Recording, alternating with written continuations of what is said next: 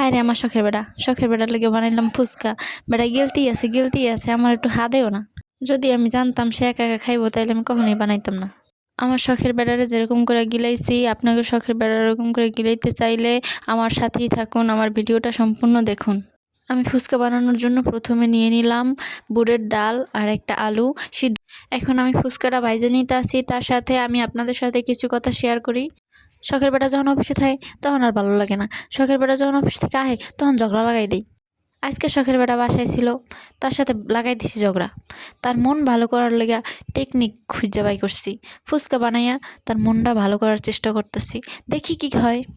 শখের বেটারে কত কইলাম একটু ঘুরতে নিয়ে যাও, একটু ঘুরতে নিয়ে যাও, একটু ঘুরতে তো নিয়ে গেলই না, আরও ঝগড়া লাগাই দিল।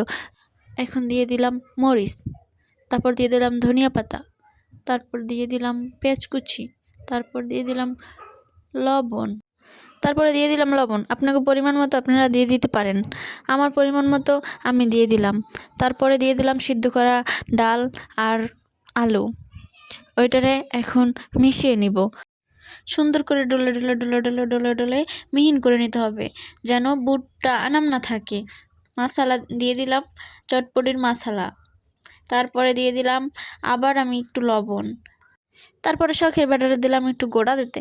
হ্যাঁ বেড়াই ঘুরতেই আছে, আমার গায়ে তো শক্তি নাই, এর লেগে বেটারে দিলাম ঘুরতে। হ্যাঁ বেড়াই ঘুরতেই আছে। তো দেখেন এখন বানানো শেষ। এখন ফুচকার ভিতরে ডালটা বইরা শখের বেড়ার সামনে নিয়ে দিব। শখের বেড়ায় খালি গিলবে আর গিলবে। তার আগে সুন্দর করে প্লেটটা সাজাইতে হইবে। তারপরে প্লেটটা সুন্দর করে সাজাইয়া তারপরে নিয়ে সামনে দিব। তারপরে আমার শখের বেড়ায় খালি গিলবে। হায় রে আমার শখের বেটার লেগে বানাইলাম ফুচকা। বেটা গিলতি আছে আমার একটু হাদেও না। যদি আমি জানতাম সে একা একা খাইবো তাইলে আমি কখনোই বানাইতাম না। তো গাইজ ভিডিওটা ভালো লাগলে সবাই লাইক কমেন্ট শেয়ার করে দিও, ফলো করে